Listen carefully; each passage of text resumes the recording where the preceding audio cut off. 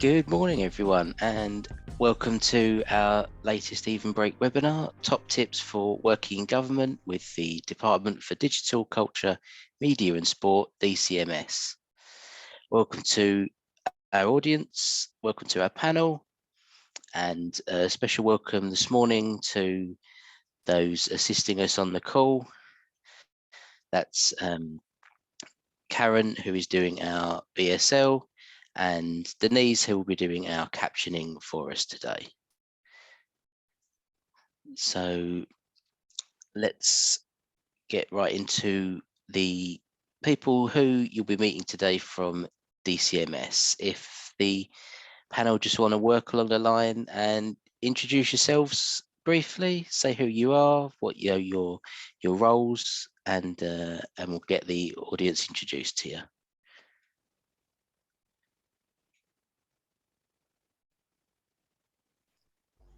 Hi there, my name is Kate Taylor. I head up HR delivery here in DCMS, which includes recruitment, who are the team that have come to speak today. I will pass across to Jack.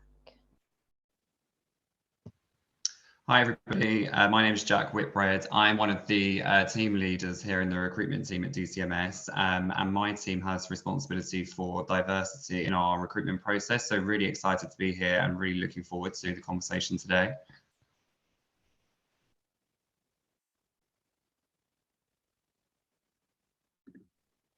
Should I go next? Hi everyone, really lovely to have you all here. My name is Anna and I work as a policy advisor here at DCMS, focusing on economic security and semiconductors, so sort of tech policy. And then back over to you, Lee, or am I missing somebody? Brilliant. Thank you very much, guys. So that's our panel, everyone. So let's get going. So, okay, so who are DCMS? What do they do? What do they stand for? And how are they working to improve the D&I in the company? Let's start off by handing over to Kate, who's going to talk to you about the company. Kate. Thanks very much, Lee. Morning, everybody. Thank you for coming along to find out more about the work of the Department for Digital Culture, Media and Sport, or DCMS, as we're more commonly known. Digital Culture, Media and Sport can be a bit of a mouthful. So we're lucky enough to work on some of the most exciting, positive and important policies for the future of the UK. We're a relatively small government department, but our ambition is to drive growth and enrich lives. And at this moment in time, with everything that's been going on recently, our role is more important than ever. We provide digital infrastructure to boost productivity and to harness the power of digital and data across the economy. We help make UK a scientific and tech superpower. We help sustain and promote the valuable jobs created in areas like culture, tourism, and broadband. And much of our work involves the things that people up and down the country love and that bring happiness into our communities. We protect world-leading cultural and sporting institutions, including at grassroots level. And we unite people, communities, and nations when we take centre stage with events that shape our national identity. The recent work you'll have seen on the Platinum Jubilee, for instance, was led out of DCMS, which is an achievement that we're incredibly proud of being able to deliver for the nation. We help protect the security of our economy by ensuring resilience to cyber risks, good governance of data, and keeping people safe from online harms and disinformation. The sectors that our department supports are worth around 15% of the UK economy, and roughly 1 in 6 jobs in the UK at the moment are attributable to one of our sectors. We have a huge range of policy areas, so there genuinely is something for everyone in DCMS. If you're interested in arts, heritage, or culture, there are roles here advising on government policy. Likewise, if you're interested in technology, media, broadcasting, creative industries, data, telecoms, there are roles in DCMS. There is genuinely something for everybody here. And I'd also just like to highlight that one thing we are incredibly passionate about is living our values. We've recently just reviewed with colleagues from across the department what our values should be and relaunched them. And our values, as they stand at the moment in DCMS, are that we act with kindness, we strive for the best, we work as one, and we learn and grow. And these are values that have been created by our staff for our staff and really resonate at all levels across the organisation. Our ambition as an employer is to become the most diverse and inclusive department in UK government by 2025, which is quite a grand ambition, I think. And we've made some really good steps to progress that ambition. The work we do touches the lives of people and communities, the length and the breadth of the UK. So it is so important to us that we are able to represent the communities that we serve. It will ensure that we're more aware of the needs and the perspectives of the people that our policies affect, and that we can create the best policies for everyone in the UK. Our key strategic diversity and inclusion focuses at the moment are around representation. So ensuring that we have representation of underrepresented groups. We regularly monitor our data to ensure that we are making positive changes and that we're able to sustain that over time. We focus on inclusion, closing inclusion gaps between majority and minority groups, and ensuring that we have got an environment within the department that is inclusive of different views and backgrounds. And thirdly, we focus on education to build our understanding, to challenge our biases, and embed diversity and inclusion in the department, our sectors, our suppliers, and our public bodies. DCMS sponsors over 40 arm's length bodies. So we've got a wide ranging network across the country. Specifically, some of the actions that we're taking forward, and which we hope will be of interest to this group in particular, around mapping the employee life cycle for disabled colleagues to work out where we can make improvements so that actually applying to joining the department and having a career with us is as easy as possible and as well supported as it can possibly be. And of course, we're committed to increasing representation of individuals with a disability in DCMS, as demonstrated by our partnership with Even Break, which we've started recently, and we're really looking forward to continuing over coming years. On that note, I'll pass across to my colleague Jack, who is going to talk a little bit about recruitment into DCMS and into government roles. Thank you very much, Kate. And hello again, everybody.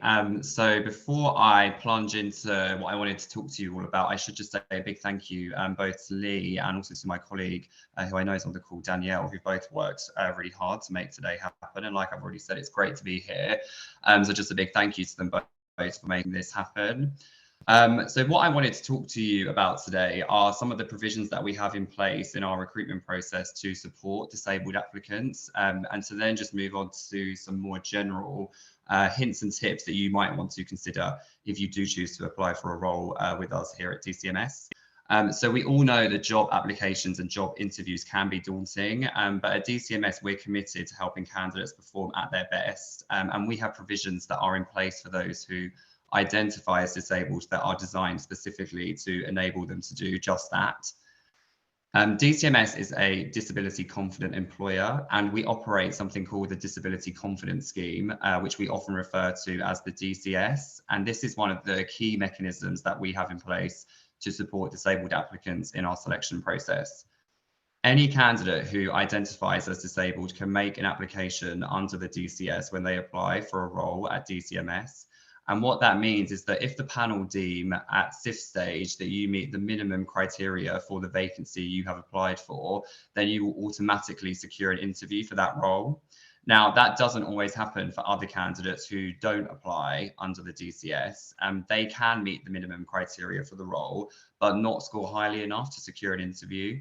And so because of that, the scheme has been really useful in helping us to ensure that we are interviewing the widest and the most representative talent pool, and has helped us to level the playing field for those with a disability.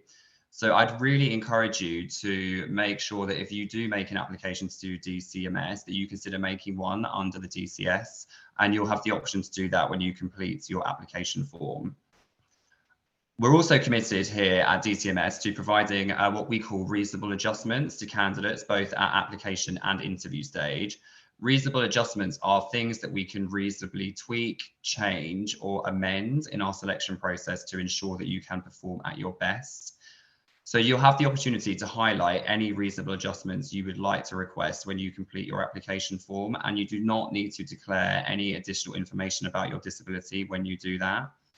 Examples of reasonable adjustments could include things like extra time to complete a test or to answer questions in an interview, or things like ensuring wheelchair access is available should you need to attend an interview in one of our offices. There's no exhaustive list of the adjustments that can be made, and we will work closely with you and make every effort to put adjustments in place that ensure you feel comfortable and able to be your best self. Some recent examples of adjustments that we have made include things like, so for a candidate who had ADHD, we shared the interview questions with that candidate 10 minutes in advance of their interview so that they had the opportunity to read and digest the questions prior to joining their interview. This was a video interview, and so we asked the panel to type the questions into the chat box of the interview, much like this call. There's obviously the video, but then there was a chat box, and the panel typed the questions into there so that the candidate was able to absorb them. And the candidate, also requested that only the panel member who was speaking at any given moment had their camera on, as that helps them to focus, and we were able to accommodate that as well.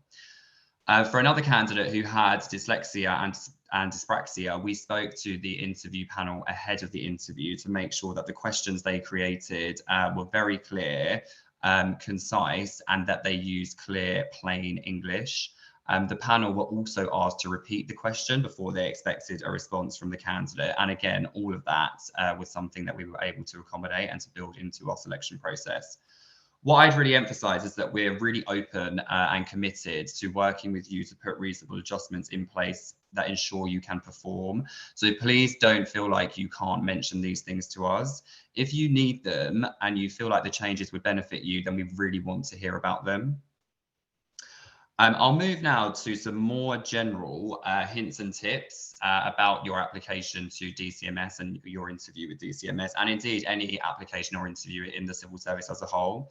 So the majority of vacancies request a CV and a statement of suitability.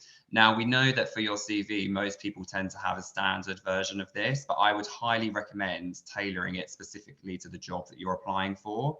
So look carefully, if you do choose to apply for a role, at the job description for the essential and desirable criteria, skills and experience that are mentioned, and ensure that you tailor your CV around those so that the panel can clearly see how your experience aligns to what they need.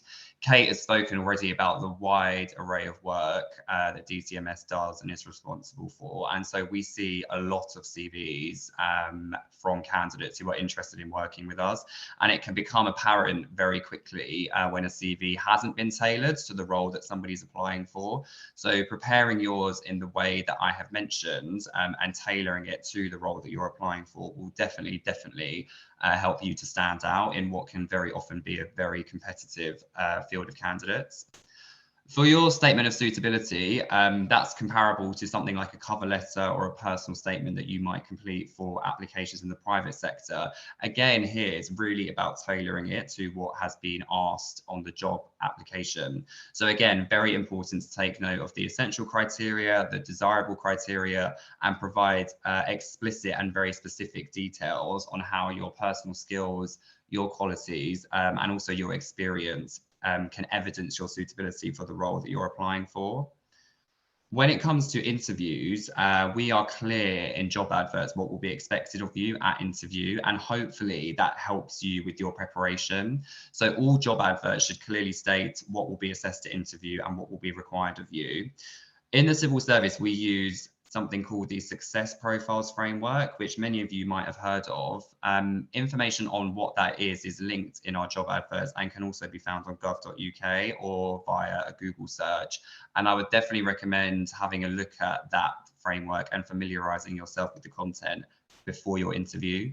Like I've said, adverts will tell you which elements of the success profiles will be tested at interview. In the majority of cases, we will assess what we call behaviours, but you might know them as competencies. In those cases, my advice would be to refer to the success profiles before your interview so that you can familiarise yourself with the sort of information the panel will be looking for in the examples that you provide. You'll be able to find that information under each behaviour that is listed within the framework. Once you've pinpointed what you intend to talk about, you should think about structuring your evidence and your examples in what's known as the STAR format. And we recommend that because it enables you to demonstrate your skills, your qualities, and your experience in a way that's logical, easy to understand, and which uses evidence. I'll very quickly take you through how the STAR format works. So the S is all about situation, and that's all about context and telling the panel about the situation that you found yourself in. The T is for task, and that's essentially telling the panel what did you need to do or what were you required to achieve. The A is action, which will make up the bulk of your answer. That's all about telling the panel what actions and what activities you undertook to help you reach your end goal. My advice for that section would be to remember to focus on what you specifically did rather than what the team did you were working in. And so you should be using a lot of I in your answer as opposed to we. And that's because the panel wants to know what your specific contribution was. And then finally, the R is result. And that's obviously all about what happened as a result of the actions that you took. And it's really good here to use metrics and data to back up what you're saying. So those are just a few tips and reflections, but you are always welcome to reach out to the recruitment team if you have any questions. We're always here and we're more than happy to assist you wherever we can. What I'd also say is that on every advert, there are details of the vacancy holder for the role. So you can also reach out to that person if you've got any questions that you might want to speak to them about. I'm going to pause there and I'm going to pass you now to Honor, who is going to talk a little bit more about his experience of working here at DCMS. Thanks, Jack. And hi, everybody. Thanks so much for joining. I'm not a recruitment person. I work at DCMS here as a policy advisor, and I've been here since late November last year. So I think what would be useful for me, I hope, is twofold. I can talk about my experiences here for the past few months and also some advice I'd have for people sort of similar to me that might be neurodiverse or have another disability, and what things to expect, what things to look out for, and what things I found have helped me. But before that, I'll talk quickly a bit more about myself and my story before coming here. So my first exposure wasn't DCMS in the civil service. I was part of the SDIP program last summer, which is the Summer Diversity Internship Program. So I did that for 2 months in a cabinet office. And even for that program, there are sort of things in place to sort of support disabled people sort of get further in the sort of application process. And as Jack said, it can be quite a nuanced process. So I would encourage to sort of take up a lot of the advice and recommendations he had and actually go further and beyond and talk to as many civil servants as you can, because the application process is quite specific and they do look for specific things that you'll have to have in your application to make sure that you progress well and get an interview and so on. So I did the internship for 2 months and then I applied directly for a direct job through the civil service jobs website. And I suppose in some ways I am a product of the sort of good things that DCMS put in place, because I was able to guarantee an interview, and now I'm here. So that's a bit about me. I work specifically in the international directorate we have here, focusing on economic security and sort of international tech policy. So yeah, that's a bit about my recruitment experience. But I think I'd caveat by saying it's not all sunshine. I did struggle for a lot before I eventually was able to get my foot in through the door through the internship, where I did fill a lot of applications, and for other specific programs like the fast stream, you have to be able to pass a lot of other sort of steps before you get to an interview stage, and I found that I was failing a lot in those stages. And so I think one of the benefits of applying directly is that you can guarantee yourself an interview and really tailor yourself better with those adjustments put in place. So I would encourage you to sort of make the most out of that. But one of the other things that helped me is being very transparent from the get-go and being very open with my manager and my team coming into DCMS. And it just helps clear the air very quickly, and you can really sort of hit the ground running on that front. And I was keen to explore all the options that I had, and sort of keen to explore the resources that DCMS has to offer, because one of the things I struggled with is that coming to grips with my neurodiversity at a much later stage in my life, when I was already an adult. And sometimes you can go into places where, firstly, you're the person that knows the most about yourself and your disability, and there's that pressure to sometimes feel like an expert on it, which certainly for me wasn't the case. And so one of the benefits of joining a larger institution like DCMS or wider government is that the pool of resources is much wider.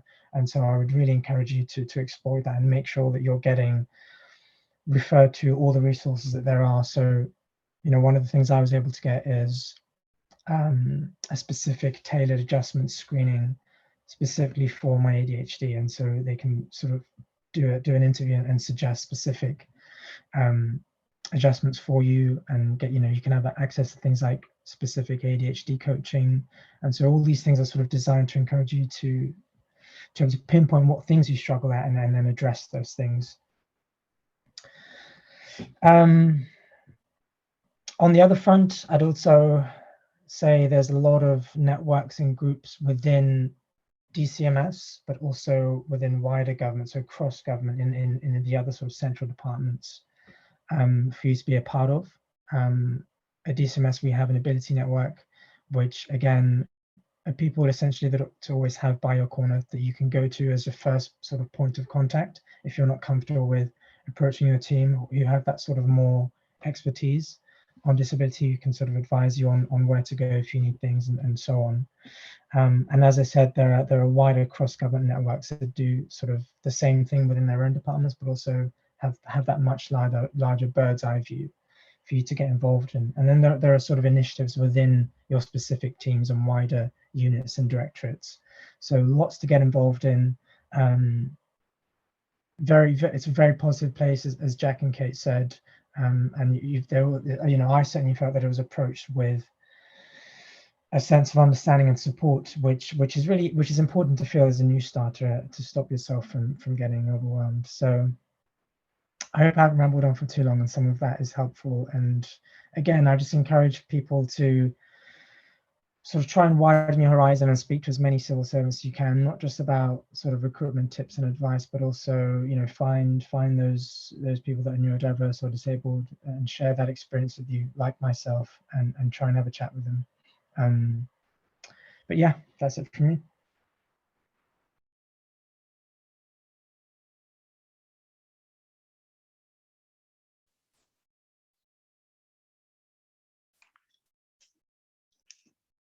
Brilliant. Thank you so much for sharing that with us, Honor, and thank you to Jack and to Kate for introducing us to DCMS. It's definitely a much broader and a much wider remit than maybe even I thought going in.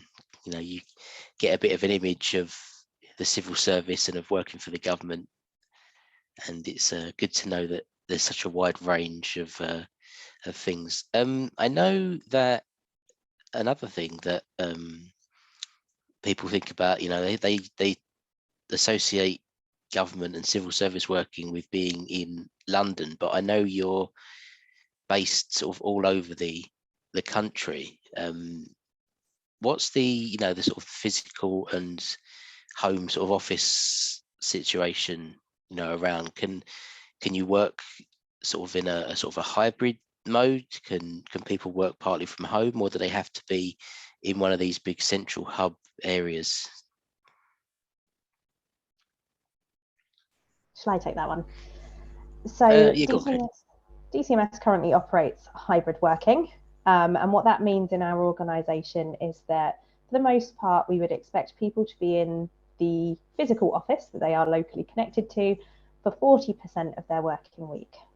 So if you were doing 5 days a week, we would expect 2 of those to be in your local office. We do recruit into a number of areas around the UK. So we currently have open offices in London, Manchester, Edinburgh and Cardiff.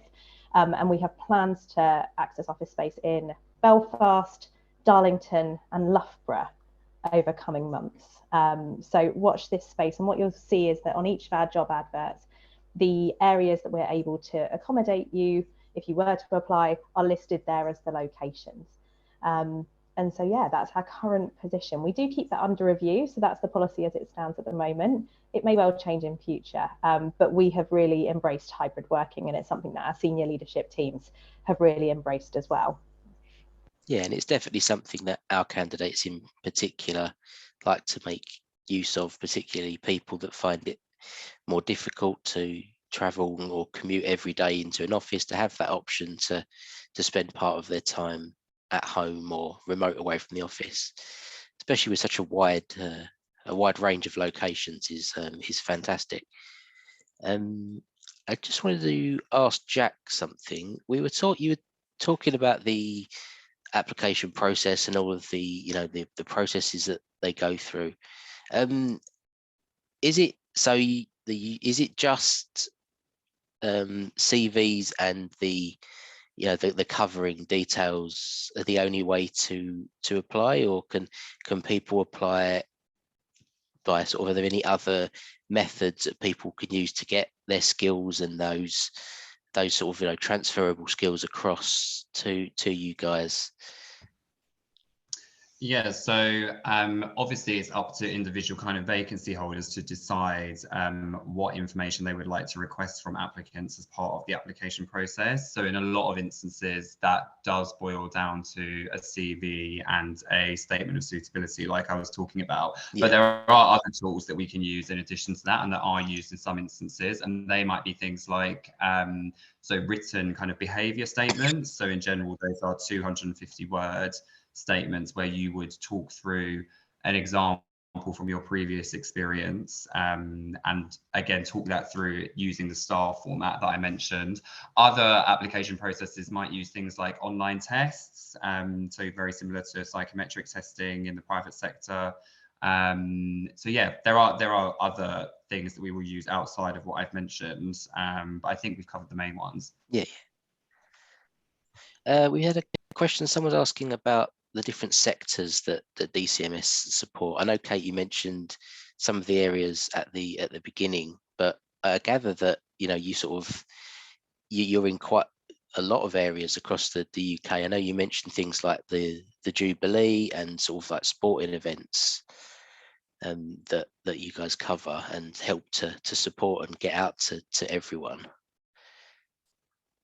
Yeah, we do. We have an incredibly broad set of portfolios on the policies that we advise government on. So looking to our digital side, which is the side that Honor sits in, we've got, we represent media policy. So if you've heard anything about Channel 4 privatisation or consultation, that, for instance, is DCMS right there. We support the creative industries. So just thinking, there is a big programme at the moment called Unboxed, which you may or may not have heard of, but is a huge piece of work from our creative industries team, but also our other side of the house on the culture side, about bringing creative industries into local communities. We work on digital and technology policy. We work on EU and international policy. We work on cybersecurity, including resilience, data policy. What else? Digital infrastructure, which is predominantly telecoms. So, for instance, making sure that you've got great 4G and 5G coverage, and that you can access those services on trains and on motorways and in all those other places where you might want to access them as well. Super fast broadband was also part of DCMS's portfolio. So that's kind of our digital side. But then we have the cultural side as well. And that would cover things like museums, heritage. It covers things like the Platinum Jubilee. So ceremonials and events sits within that team. Commonwealth Games, so another kind of big programme that much of the UK will probably have heard of. Commonwealth Games delivery sits within DCMS's portfolio as well. What else? Civil society and youth as well. So policies that support young people across the country and encourage things like volunteering sit within DCMS. Gambling policy sits within DCMS, and sports policy.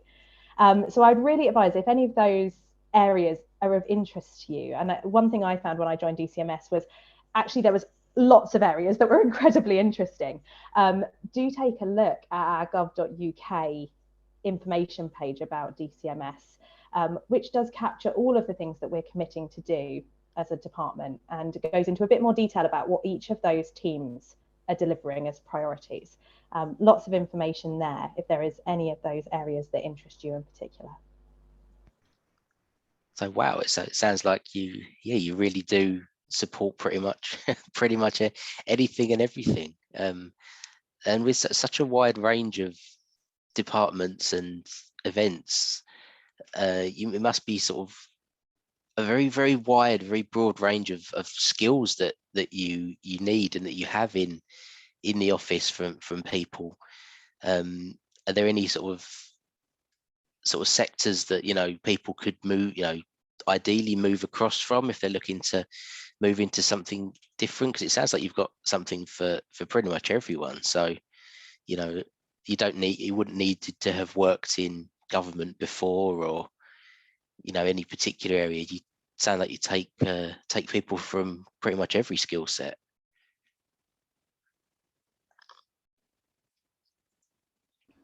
Not sure who's best placed to answer that. I think we would agree, and Jack, I'm sure, and Honor will jump in if there's anything specific they'd like to add.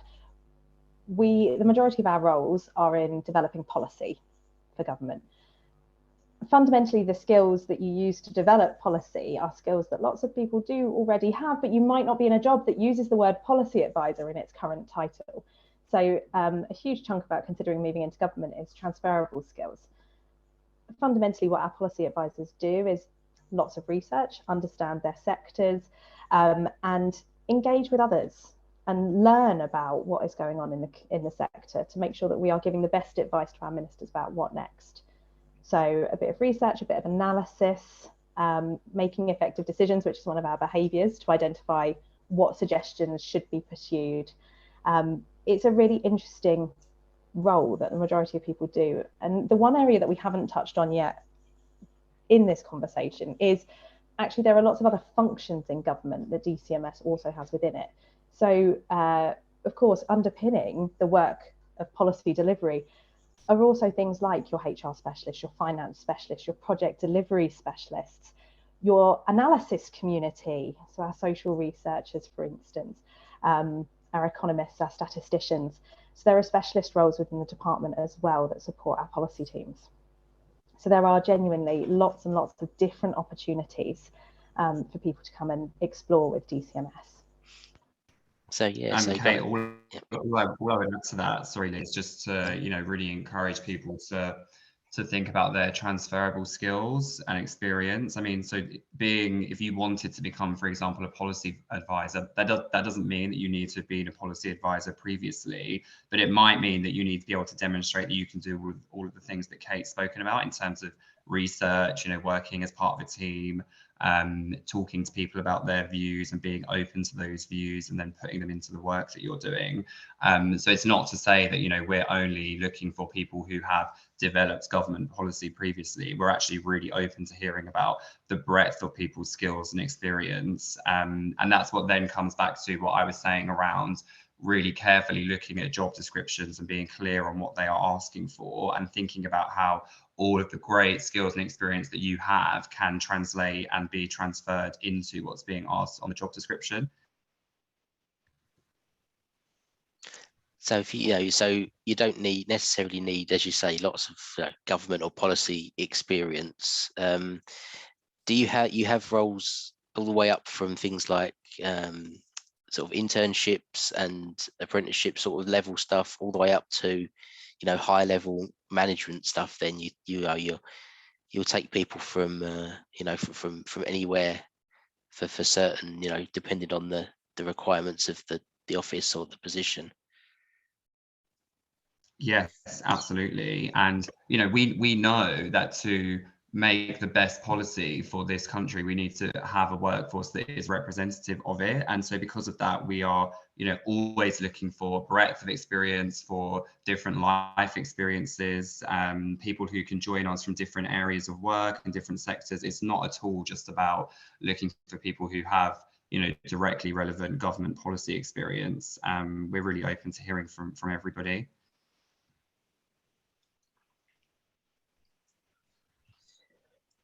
Fantastic. So so so I've put my put my CV in. I've written up all of my my experience and my skills. So what's gonna make me jump out off of that page? What am I going to be able to have to say for you to look at it and go, oh, that's caught my interest. That's something different, something that we're looking for.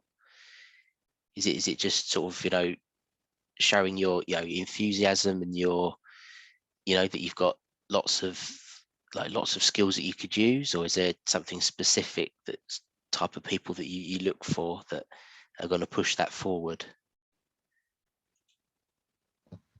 I can give a couple of immediate comments, and I'm sure Kate and Honor have theirs. I would obviously go back to what I've said already about tailoring whatever you submit to the requirements of the job description, because again, like I've said, we'll see a lot of CVs and application forms that are very, very generalist and that might not demonstrate that. So if you can demonstrate that you have read it, absorbed it, and can tailor your experience around it, that will always help you to stand out. And the other thing that I would mention is that it's always very refreshing for us to see applications from people who really have an authentic and genuine interest in what we're doing and the job and the team that they're applying to. So if we can see somebody who can clearly demonstrate their passion for something like volunteering policy, for example, if they're applying to join our volunteering team, somebody who can talk about why they like that so much, why it matters to them, and why they therefore want to join that team, that is very refreshing. It is to see that interest and that genuine kind of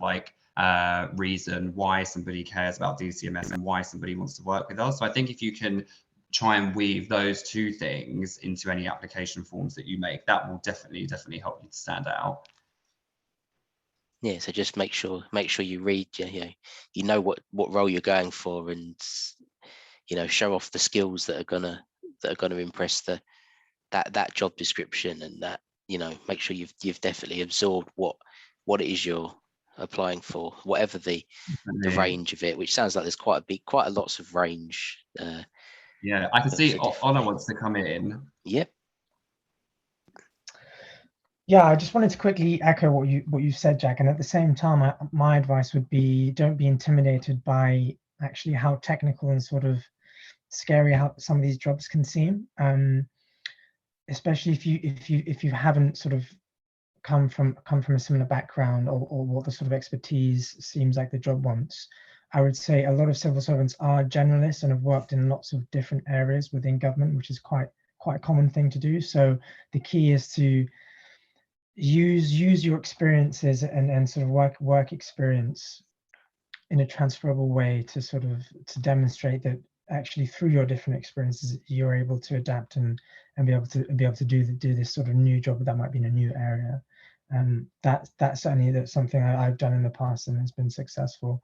And I think people that are sort of assessing job applications do appreciate that. I don't know if Jack, you'd agree. I would completely agree. And you make a really good point there about our job descriptions, because I think something we're very conscious of and that we always try and remind our hiring managers of is that obviously they are very familiar with the work that they do, so they can sometimes articulate it in a way that might not always be as accessible as it could be to somebody who is not familiar with it. And sometimes that can, I think, have the knock-on effect of making people think, I'm not qualified to do this, I'm not going to apply for it. But like Honor has just said, don't be intimidated by job descriptions. I would really encourage you to reach out to us if you need something clarified, even if we have a nasty habit of using lots and lots of acronyms. So if there's an acronym that you don't understand, please don't feel like you can't reach out to either the recruitment team or the vacancy holder themselves to ask about it and to clarify what it means. That option is always there and is always available to you. So please don't feel like you can't take us up on that if you do see a job description that for whatever reason you're struggling to interpret. And you say there's opportunity on those job descriptions right from the beginning to reach out and to ask questions about the process. Yes, and about so the contact details for the recruitment team will always be given, as will the vacancy holder's name. So you can reach out to either of them. Very often, if you've got a more kind of general question about the application and selection process, you might want to reach out to the recruitment team. But if your question is actually about the job and some of the technicalities of the job, or just wanting to find out more about the work of the team and what the post holder will be doing, the hiring manager is there to contact. Yeah. Oh, excuse me. So, so what sort of, I suppose, bit of a sort of generalist question. What sort of things can you do actually, once you're in that office space, to make everyone feel comfortable? What does the physical space feel like in your locations? Because people again may have sort of images or stereotypes about government offices and the way things run. So what does it feel like to be in that in that environment, in that space?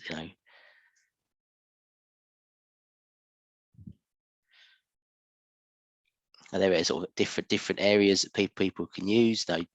Is it a very big sort of close team environment, or can I work sort of quietly, or for my own, or with a group, or is it all very I'm open? happy to jump in with some initial thoughts. So obviously, like Kate mentioned, we work in a hybrid way at the moment. Like all organisations, we've had to adjust the way that we work, both away from offices, but also in our offices as a result of the pandemic. And so I think because of that, we are still transitioning and making adjustments. But what we definitely have seen is a real shift towards designing our offices in a way that kind of enables teams to collaborate and to work together. So there's plenty of open spaces and what we would call kind of breakout spaces where teams can go sit together and collaborate, use things like whiteboards, big tables to sit around and work on joint projects. But equally, we will have more quiet and focused spaces with things like desktop computers and laptops that people can go to if they've got something like a policy paper or a written submission that they might want to get their head down and focus on doing. Those spaces are there as well. And our buildings themselves are a real mix. So in London, we're based in Whitehall, in what is an old building, but has very, very modern facilities. And like I say, open spaces, more private spaces. But then if you look at somewhere like Manchester, where we've recently opened our second headquarters, that is a very, very modern office. So there's real variety in our locations, and also kind of the setup of those locations and the way that we work within them. So again, very, very much like you're different parts of the country, different types of buildings. So it's sort of something for every situation, and covering as many different sectors as you do. So there'll be sort of somewhere comfortable that everyone can find to their place to get on and to work well. Definitely, and I can see Honor wants to come in. Yeah, I just want to add, Jack, that more specifically, as part of the workplace adjustments, depending on what your disability is, if you need a private room, if you need a different chair or a different desk, those are all things that can be accommodated for, and you can pursue. So yeah, just to note that. Because those our candidates in particular, they have that range of skills and that experience, but they just might need that those little touches and tweaks to get their best work across. That's good to know that space can be made accessible for everyone. Is there anything else in the questions that's come up that I've missed? Sorry, I'm just gonna So I was just going to jump in, Lee, and kind of add to the points Jack and Honor have made, and I can also pick up Tony's question as part of that, which I think is one we haven't touched on yet. And I think one of the key things that we try and do in DCMS as far as possible is be flexible, and so that includes the way we work, how we work, where we work, and of course the times at which we work as well, which is another thing that we haven't necessarily touched on specifically, but again can be quite useful, not only not having to travel to an office every single day, but also being able to vary those times where you do travel, so that then you're in for a period of core hours, but you have flexibility about whether, for instance, you might start slightly later in the morning or leave slightly later in the evening, depending on when you prefer to travel. So there is quite a lot of flexibility. And we are reviewing our working spaces, starting with Parliament Street down in London, to make sure that we are making the best of that space now that we're doing this hybrid working and people are spending their days maybe working differently to how they did pre the pandemic. So there's lots of kind of change and innovation going on, a lot of flexibility in the way we work. I think that touches slightly upon the question that Tony, I think you've raised in the chat, which is around hierarchy. Now, I can't speak for every government department. I've worked in a few. So I've worked in Home Office and DWP prior to joining DCMS. Different parts of government have different, it feels different, the hierarchies feel different. And I have to say in DCMS, although we do of course have grade structures and we have people that lead teams or lead whole directorates, we do have hierarchies. One thing that I've been really struck by, and it is reflected in our values, is this idea of working as one and working collaboratively.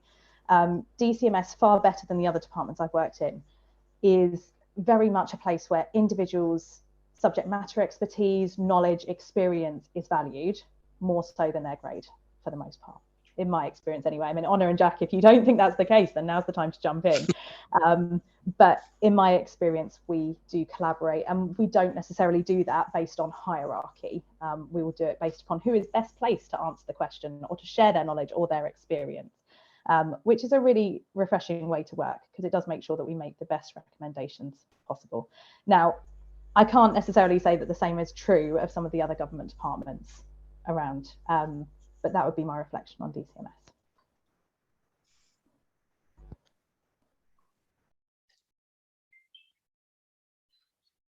So we just had a question come through about asking about training and, upskilling, given, once you're in the job, if people need a little bit of additional training or something to make, to make them even better in the role, is there extra training available and those sort of resources?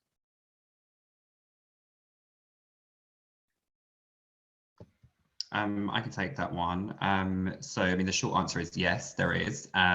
So all those who join DCMS are entitled to somewhere between 3 and 5 days to go and complete learning and development opportunities.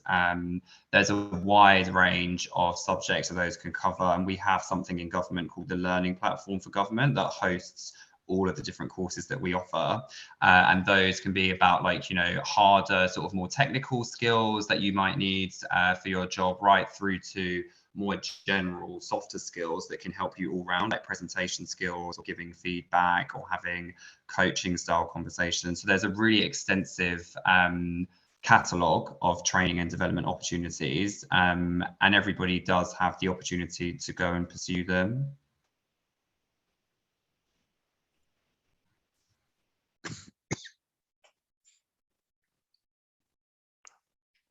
Oh, sorry, thought I'd lost you there. Okay, so is there anything else in the chat that anyone would like to pick up that they've seen that we haven't maybe gone over in too much detail just yet? Yeah, I can, Lee. I can see James asked for a bit more information on the STAR method and any other advice I'd have. So the STAR method stands for situation, task, action, and response, I think.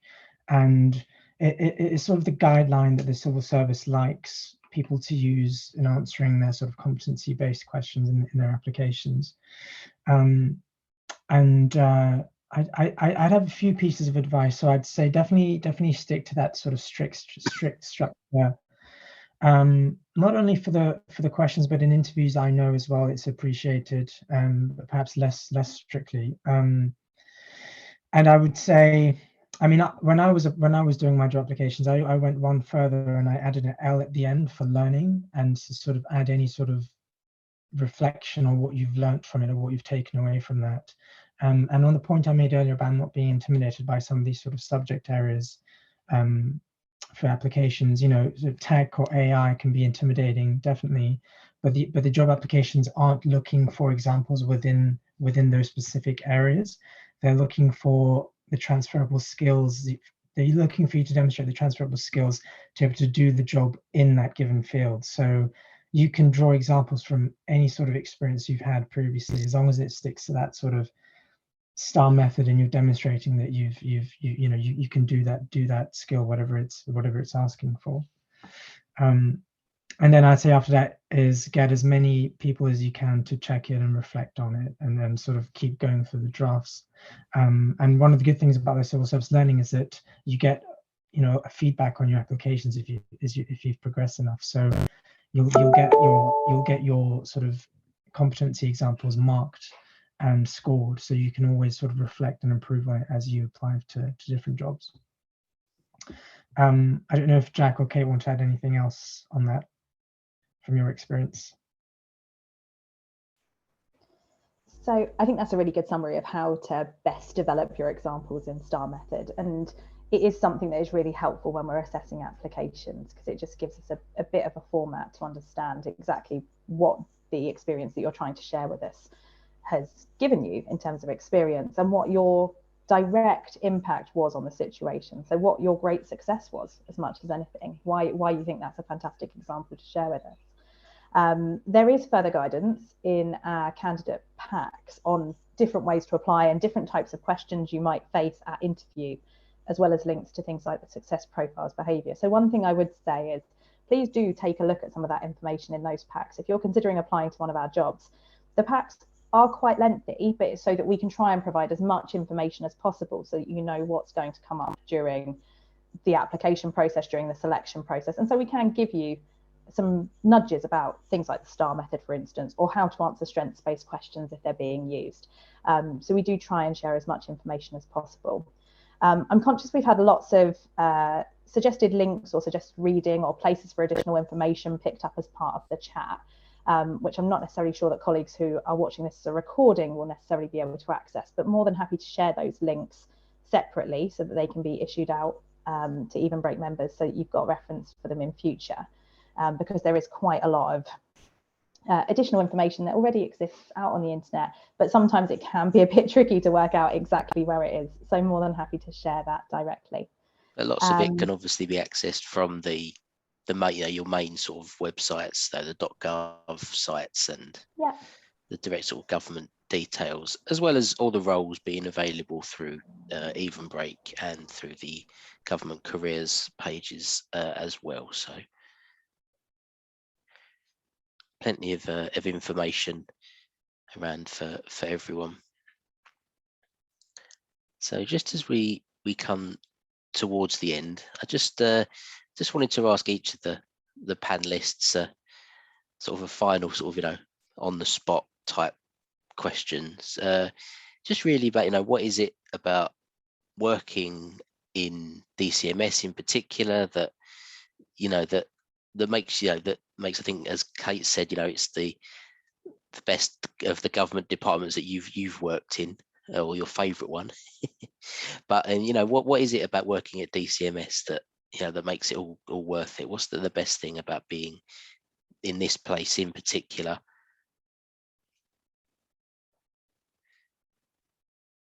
Sorry, put you all on the spot. I can give my answer first. For me, it's doing something. So the reason I joined the civil service was because I wanted to do something tangible for society. And in DCMS, you get to do that, but you do it for sectors of our economy and our society that fundamentally make life better and that people really, really enjoy, and that I personally am very passionate about and very much enjoy. So the opportunity to work somewhere where you can make that difference at such scale right across the country is something that I don't think another organisation could give to me, and it's that reason that I really enjoy working here. And you can see that impact of what you do in the way that it it does affect everyone in the country. Those policies affect everyone, and those broadcasts they touch everyone. So it's quite tangible to see what you do and how it helps people.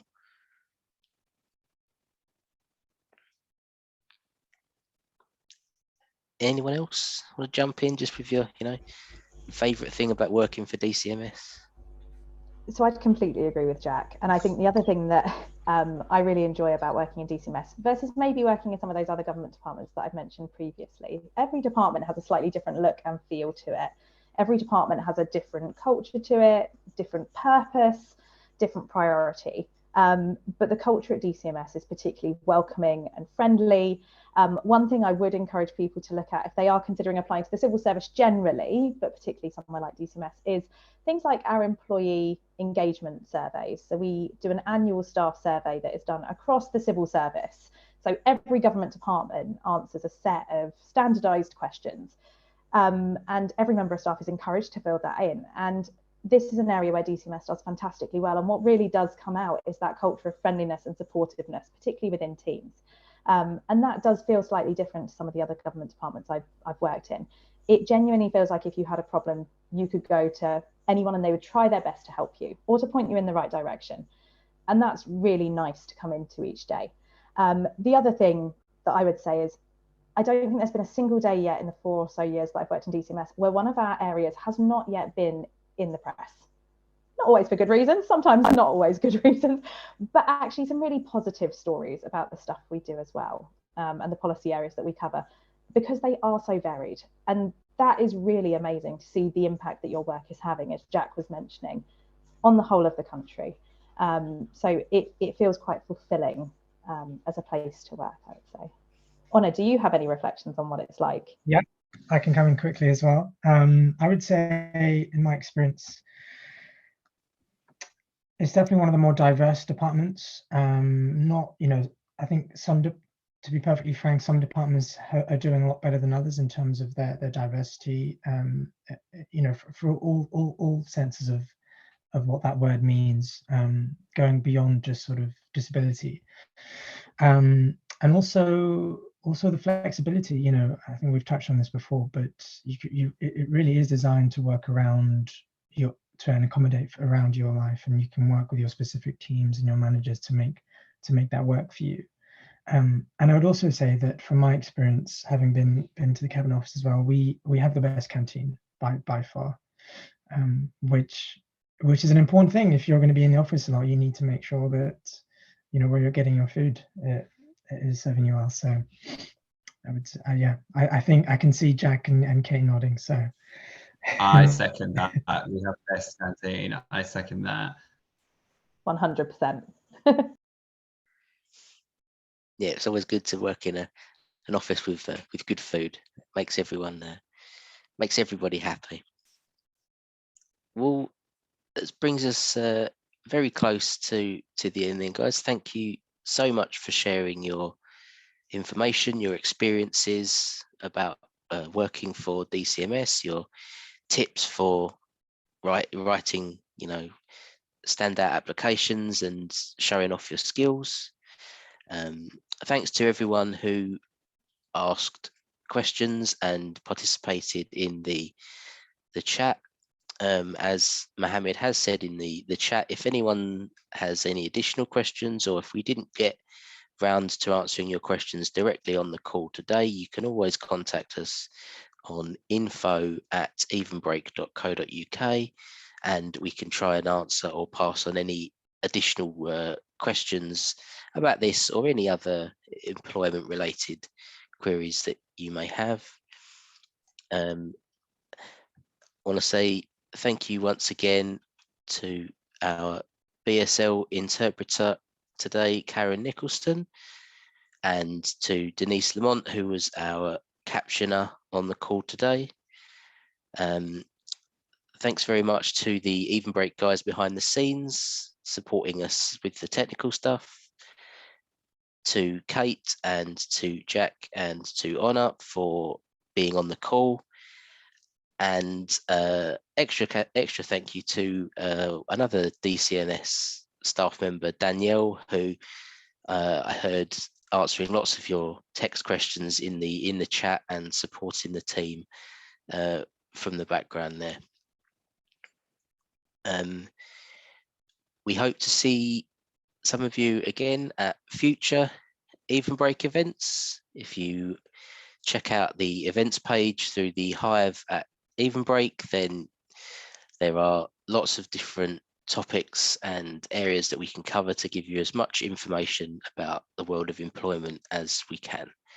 But that's us done for today. So thank you very much to everyone for joining us, and we will see you all next time. Have a great afternoon, everybody.